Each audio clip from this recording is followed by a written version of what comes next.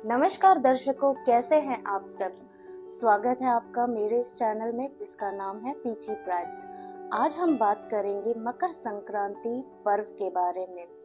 हिंदू धर्म में मकर संक्रांति का पर्व विशेष महत्वता रखता है। इस दिन गंगा और अन्य पवित्र नदियों में स्नान करने से पुण्यकारी फल की प्राप्ति होती है। इसके साथ ही मकर संक्रांति के दिन गरीबों और जरूरतमंदों को दान करने से धन धान्य की बढ़ोतरी होती है।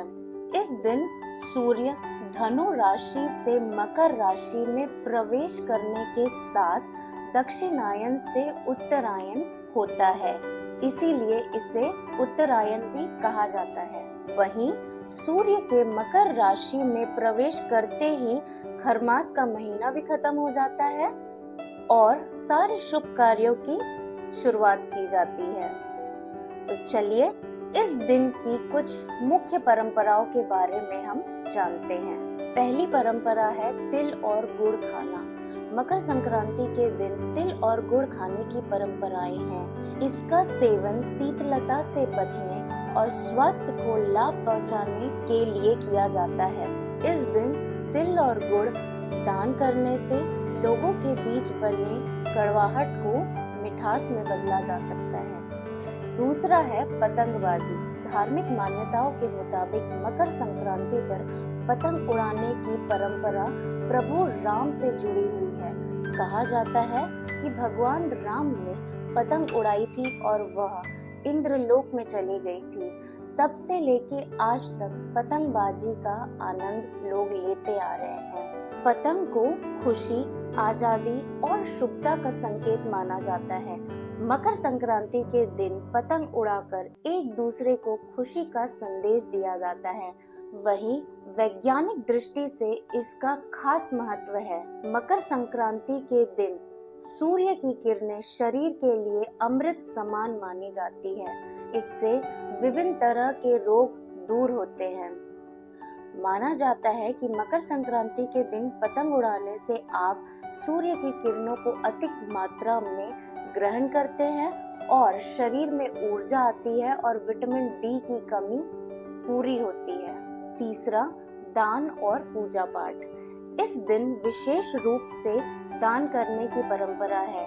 लोग पुराने कपड़े, अनाज, तिल, गुड़ और अन्य सामग्री को गरीबों में दान करते हैं। यह मान्यता है कि इस दिन किया गया दान शुभ फल देता है और पुण्य की प्राप्ति होती है। पवित्र स्नान। कुछ लोग इस दिन गंगा नदी या अन्य पवित्र नदियों में स्नान करते हैं, वहीं पर पूजा भी करते हैं। इस दिन विशेष रूप से पुण्य अर्जित करने और आत्मा शुद्धि के लिए भी माना जाता है।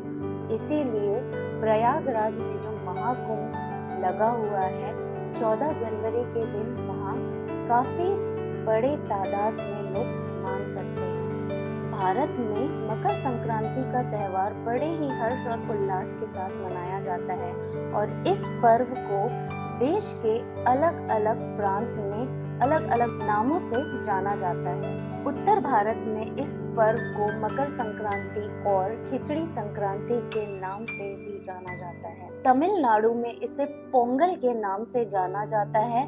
इस दिन लोग सूर्य की उपासना करते हैं और चावल गुड़ का प्रसाद बनाते हैं। असम में इसे बिहू के नाम से जाना जाता है। इस दिन से वहाँ फसल की कटाई शुरू होती है। गुजरात में इस पर्व को उत्तरायण के नाम से जाना जाता है। इस दिन वहाँ पतंगबाजी के बड़े बड़े आयोजन किए जाते हैं। गुजरात में मकर संक्रांति के दिन इंटरनेशनल काइट फेस्टिवल मनाया जाता है और इस दिन देश विदेश से अलग अलग जगह से लोग यहाँ पर आते हैं और पतंगबाजी देखते हैं और इस प्रतियोगिता में हर्षोल्लास के साथ भाग लेते हैं अपनी तरह तरह की रंग बिरंगी पतंगों के साथ। पंजाब और हरियाणा में नई फसल की स्वागत की खुशी में लोहड़ी का पर्व मनाया जाता है। बंगाल में इस दिन गंगा सागर का मेला लगता है और लोग गंगा नदी में स्नान करने के साथ साथ तिल का दान भी करते हैं। बिहार में इस पर्व को तिल संक्रांति और दही चूड़ा के नाम से भी जाना जाता है।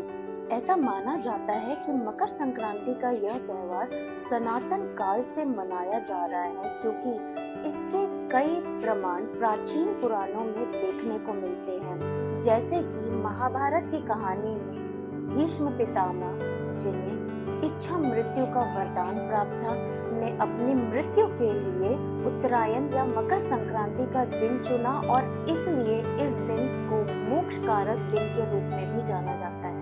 भागवत के अनुसार इस दिन गंगा भागीरथ के पीछे पीछे चलकर कपिल मुनि के आश्रम तक आई थी, जिसके परिणाम स्वरूप उनके सभी पिताओं को मुक्ति मिली थी और इसीलिए इस दिन को पाप विनाशक दिन के रूप में भी माना जाता है। देवी भागवत की कहानी के अनुसार भगवान शिव ने दुनिया के उद्धार के लिए इस दिन ही भगवान विष्णु को ज्ञान दिया था और इसीलिए इस दिन को ज्ञान दिवस के रूप में भी जाना जाता है।